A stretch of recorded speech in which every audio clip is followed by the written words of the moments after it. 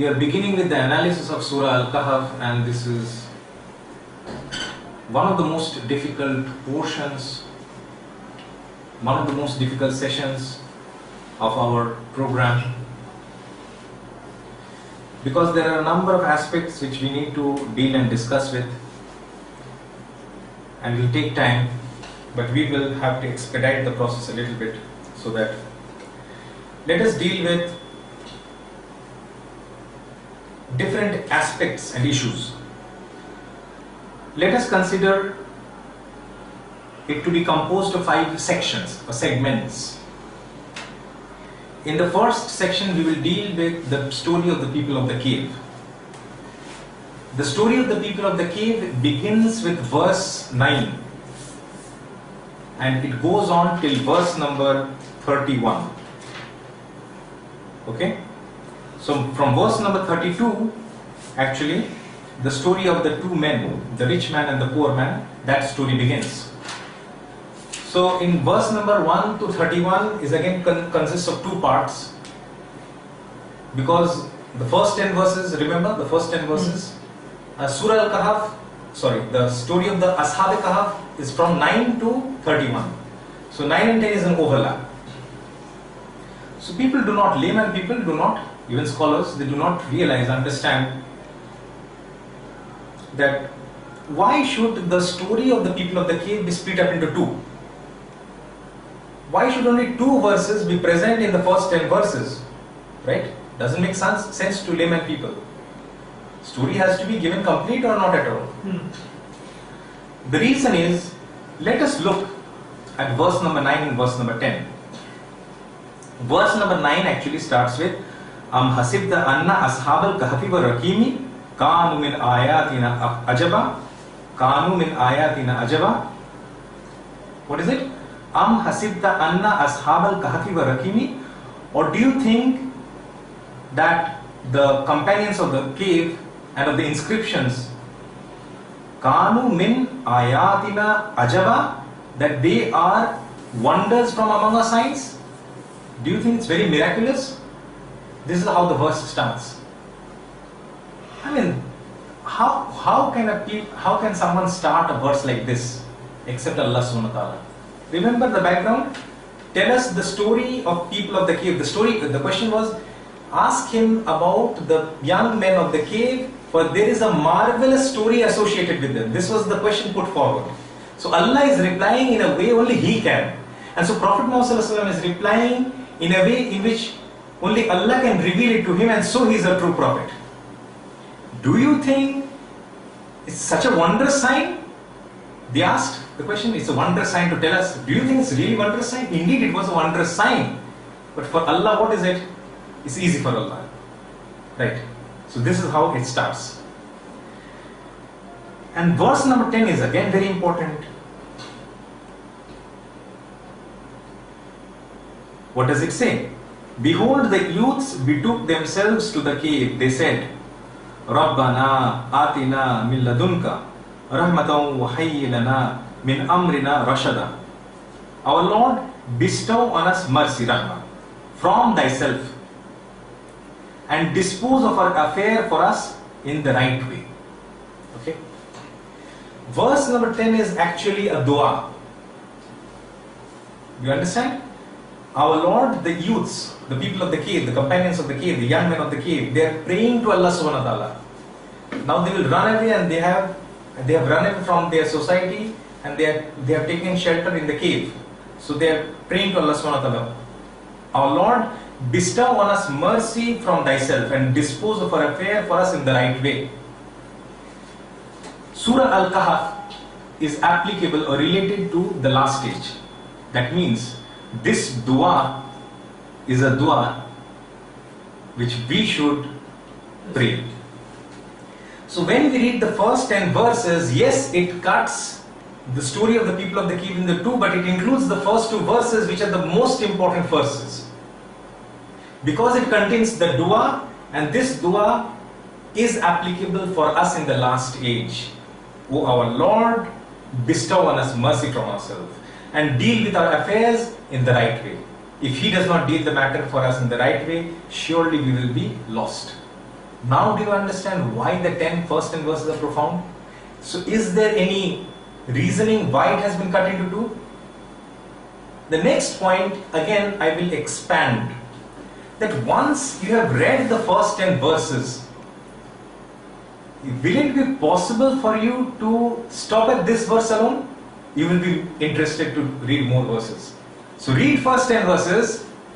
If your iman is strong, then you will naturally continue with the verses, and hence you will read the entire Surah Al-Kahf. This is the beauty. This is the beauty of the message. This is the profound wisdom in the message. In any way, even if we have to stop at the last 10 verses, we are constantly being reminded of the dua.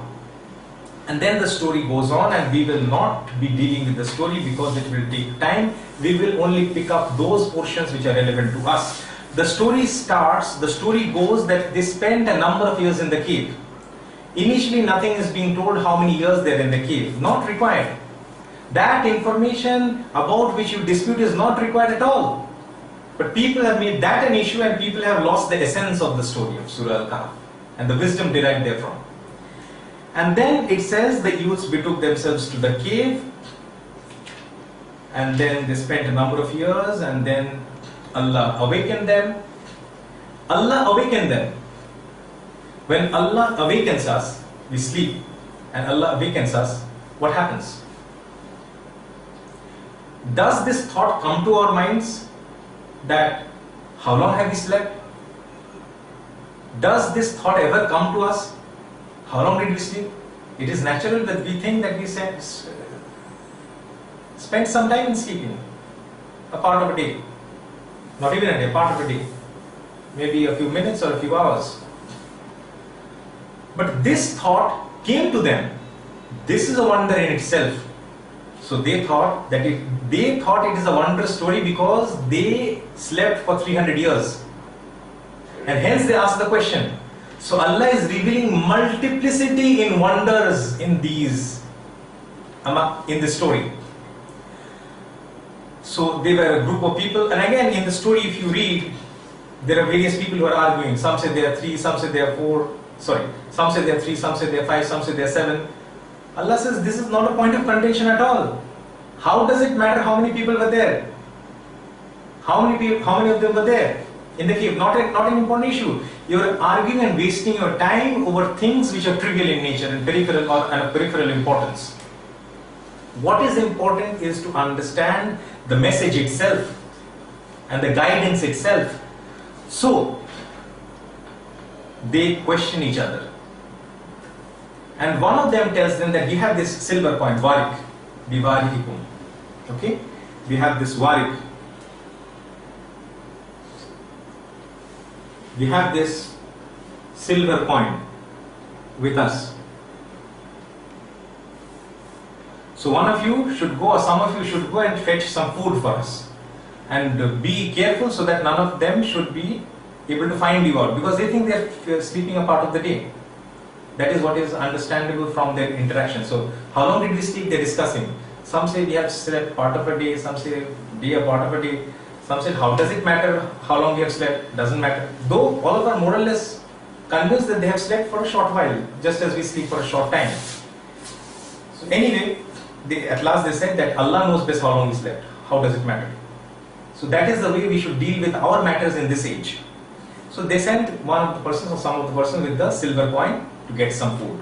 Please note this point, silver coin. We will come back to this later in tomorrow's session, inshallah, for more in-depth analysis of this silver coin and other related issues. And again, this 300 years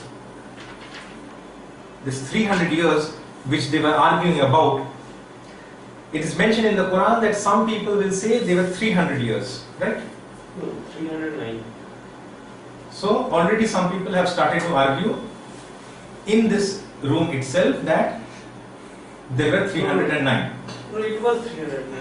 Allah said. So he says that Allah says it was 309. So what does Allah say actually? What does Allah say? And they remained in the cave for 300 years and 9 more. Allah says, and they remained in the cave for 300 years and some have added 9. So there is an argument, not just in this age, the argument has existed since that time. Some people say 300 years, some people say 309 years. So some say 300, others have added 9 more to it, so they say no, it's not 300, so 309. Allah warns us. Allah gives a very strict warning. Don't argue over trivial matters.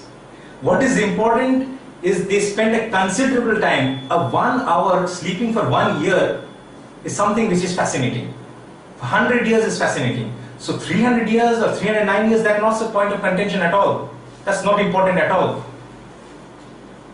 So some say 300 years, some say 309 years. Who is correct? No, sir. Though it is not an issue of contention. Who is correct? Both are correct. Why do you know? Because it is, both are correct simultaneously. People will think, what sort of a crazy statement is this? 300 solar years is equivalent to 309 lunar years, and that is the beauty of the Quran. And that is the beauty of the language of Allah subhanahu wa ta'ala. Is it understandable? So they stayed in their cave 300 years and 9 more. Normal people will say 309 years. And they will start arguing. They will start bringing in issues. The Jews, they are trying to find loopholes. No loopholes can be found in Allah's words, in Allah's wordings, very carefully chosen. They stay 300 years and 9 more. So whether the solar year is concerned or lunar year is concerned, no case can be brought forth by the Jews. Oh, you are wrong. So Allah knows the mindset. The mindset is that the Jews intended to find mistakes in the replies. And Allah will not allow any scope for any loopholes. So that is the importance of this answer. Something else is also very important. The youths flew away from the society. So even in this last age, that strategy has to be somewhat replicated by all of us. If we think that we are going to lead a comfortable life in this setting, it's not going to happen. In that case, you will lose your faith. You have to decide for yourself.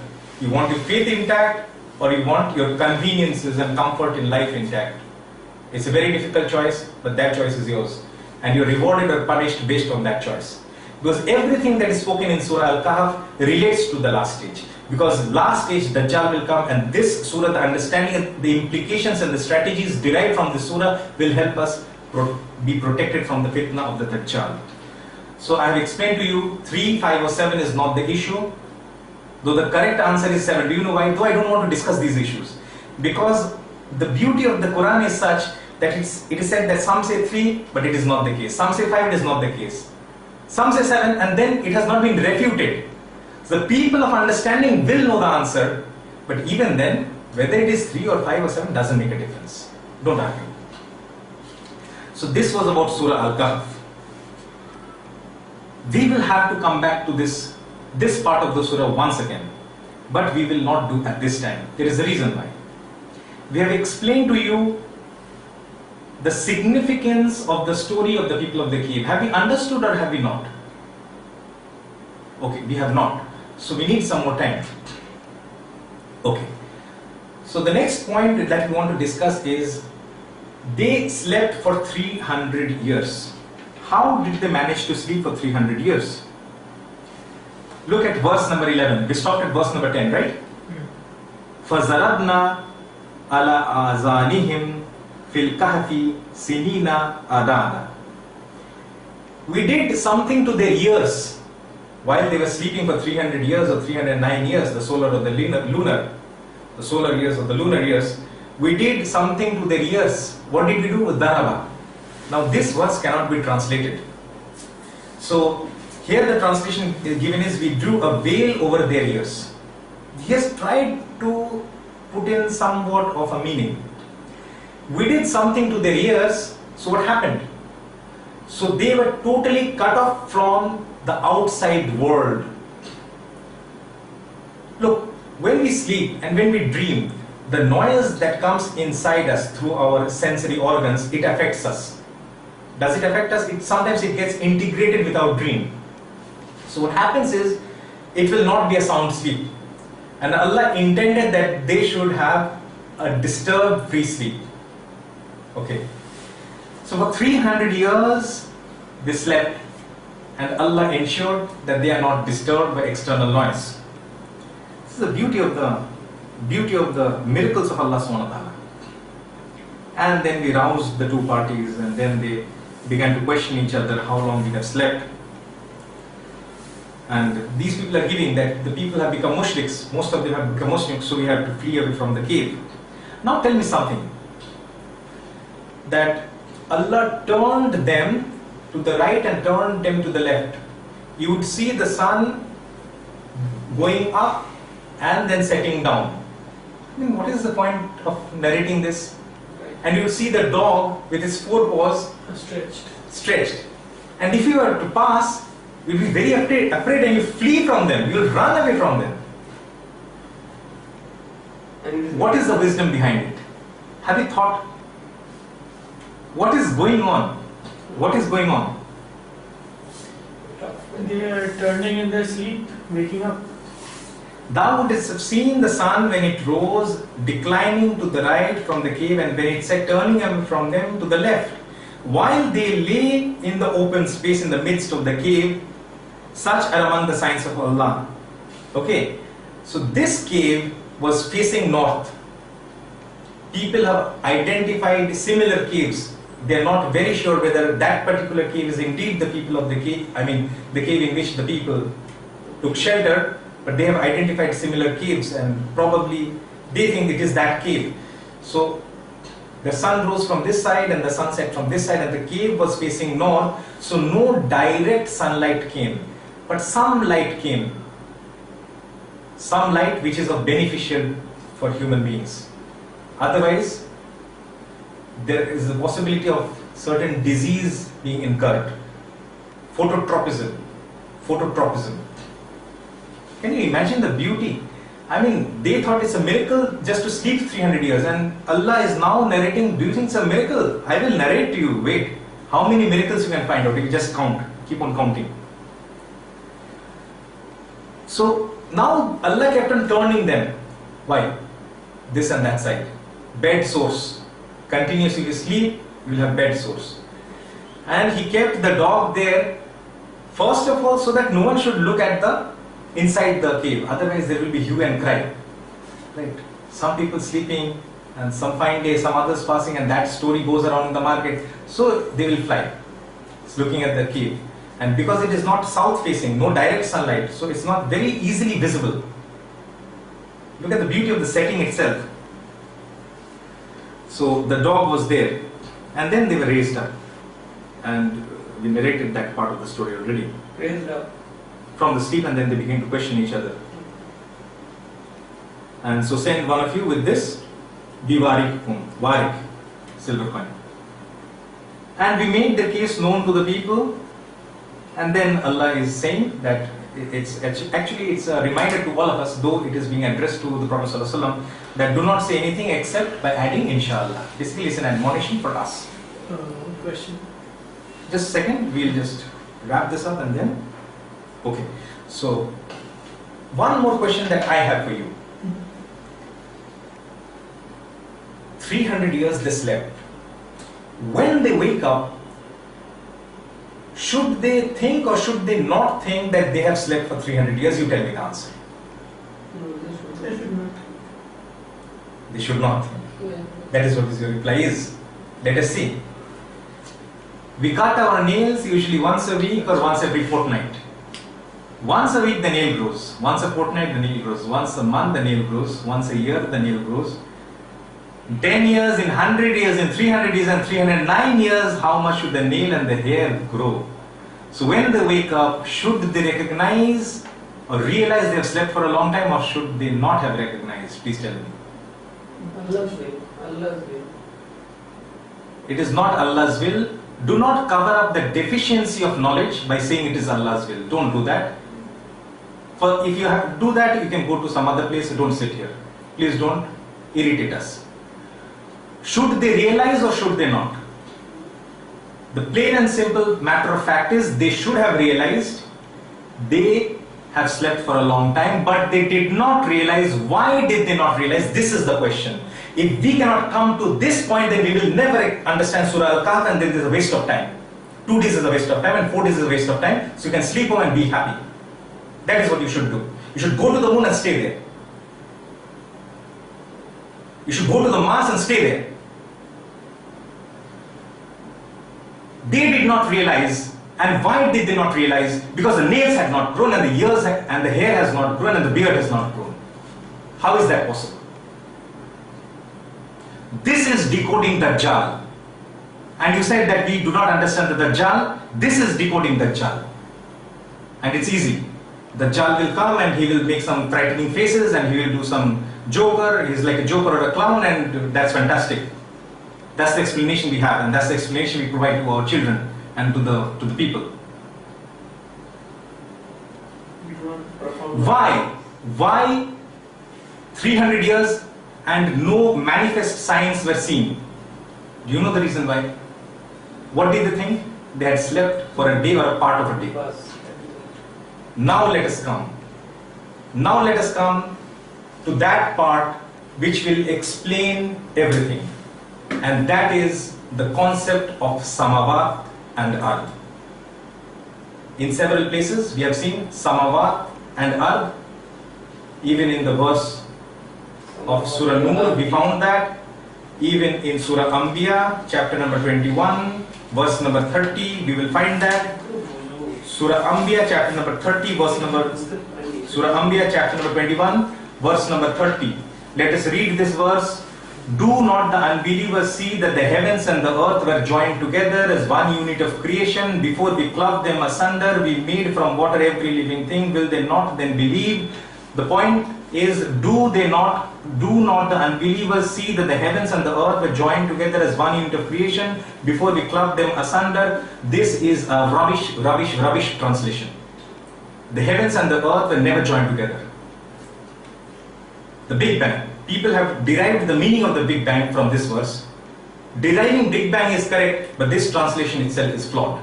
And we will deal with this, the pivotally most important part of Surah Al-Kahf after a short break.